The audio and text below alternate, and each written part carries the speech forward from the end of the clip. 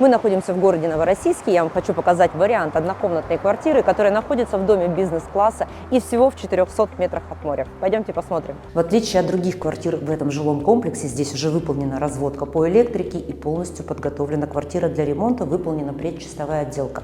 Итак, комната 22 квадратных метров, большая, просторная, светлая. При желании ее можно зонировать. Коридор площадью 7 квадратных метров и вот такая вот огромная ниша под гардеробную.